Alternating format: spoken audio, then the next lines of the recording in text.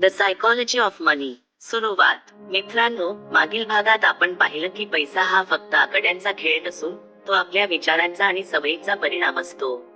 आज आपण आणखी काही महत्त्वाचे धडे समजून घेणार आहोत जे तुमचं आर्थिक आयुष्य बदलू शकतात. धडा 6. खरी श्रीमंती म्हणजे स्वातंत्र्य. लेखक सांगतात की पैशाचा सर्वात मोठा फायदा म्हणजे स्वतःचे निर्णय स्वतः घेण्याचं स्वातंत्र्य. समजा दोन मित्र आहेत, संदीप आणि विकास. दोघेही चांगला पगार कमावतात. संदीप प्रत्येक महिन्यात जेवढं कमावतो तेवढंच खर्च करतो. विकास मात्र काही रक्कम नियमित बचत करतो. एक दिवस दोघांच्या कंपनीत मोठी कर्मचारी कपात होते. संदीप घाबरतो कारण त्याच्याकडे बचत नाही. पण विकास शांत असतो कारण त्याच्याकडे काही महिन्यांचा खर्च भागेल एवढा निधी असतो.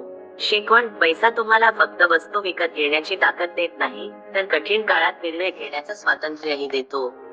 धडा 7. प्रत्येक गोष्ट परवडते म्हणून ती विकत घेणं आवश्यक नसतं.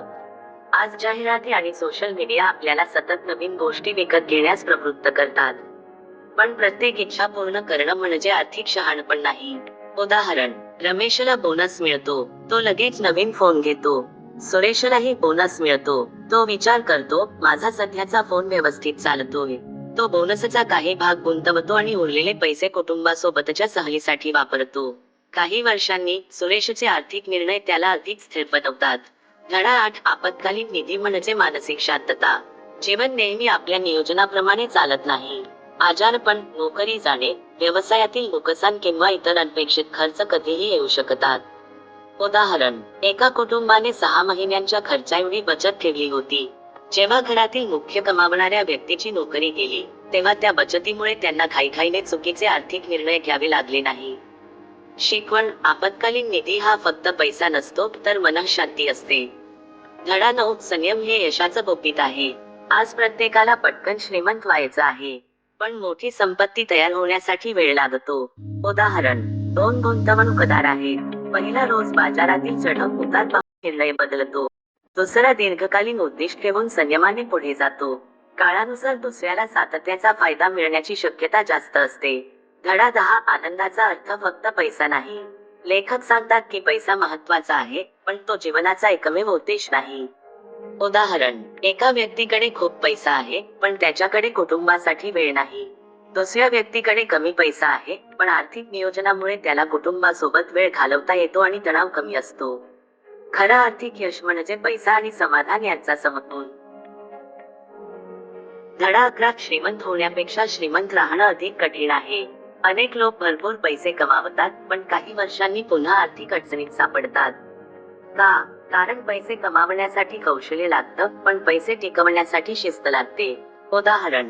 दोन व्यावसायिकांना मोठा नफा झाला. पहिल्याने लगेच महागडी कार, मोठं घर आणि आलिशान वस्तूंवर खर्च केला. दुसऱ्याने काही रक्कम भविष्यासाठी राखून ठेवली, काही गुंतवली आणि काही व्यवसायाच्या वाढीसाठी वापरली.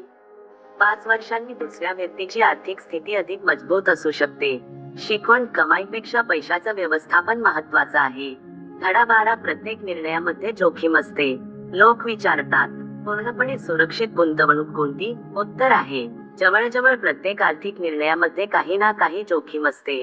महत्वाचं म्हणजे ती जोखीम समजून घेणं आणि आपल्या परिस्थितीनुसार निर्णय घेणं. उदाहरण.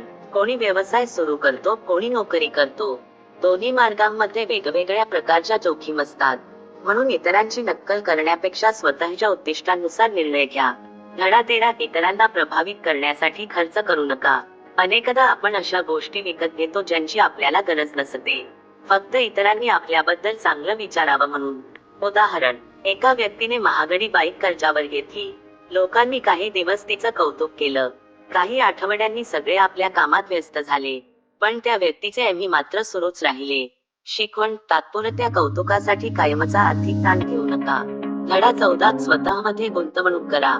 सर्वात मोठी गुंतवणूक कोणती? लेखक म्हणतात, स्वतःमध्ये केलेली गुंतवणूक. उदाहरण. जर तुम्ही नवीन कौशल्य शिकलात, चांगलं संवाद कौशल्य विकसित केलं, नवीन भाषा शिकलात किंवा तांत्रिक ज्ञान वाढवलं, तर त्याचा फायदा अनेक वर्षे मिळू शकतो. तुमचं ज्ञान कोणीही चोरू शकत नाही. धडा 15. आर्थिक यशासाठी 10 सोपे नियम. 1. कमाईपेक्षा कमी खर्च करा. 2. नियमित बचत करा. 3. दीर्घकालीन विचार करा. 4. प्रत्येक ट्रेंडच्या मागे धावू नका. 5. आपत्कालीन निधी तयार ठेवा. 6. कर्ज विचारपूर्वक घ्या. 7. संयम ठेवा. 8. सतत आर्थिक शिक्षण घ्या. 9. स्वतःची इतरांशी तुलना करू नका. 10. पैशाला साधन माना, जीवनाचं अंतिम ध्येय नाही.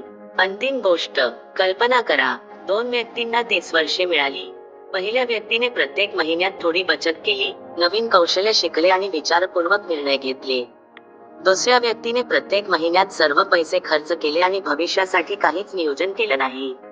30 वर्षांनी दोघांचं आयुष्य पूर्णपणे वेगळं असेल.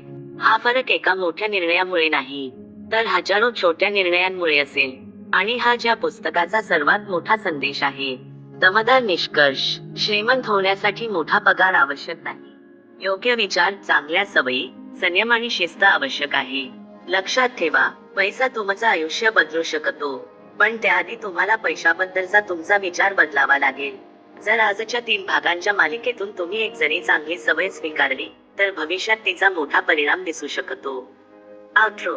मित्रांनो, जर हा पुस्तक सारांश तुम्हाला आवडला असेल, तर व्हिडिओला लाईक करा, तुमच्या मित्रांसोबत शेअर करा आणि अशाच मराठी पुस्तक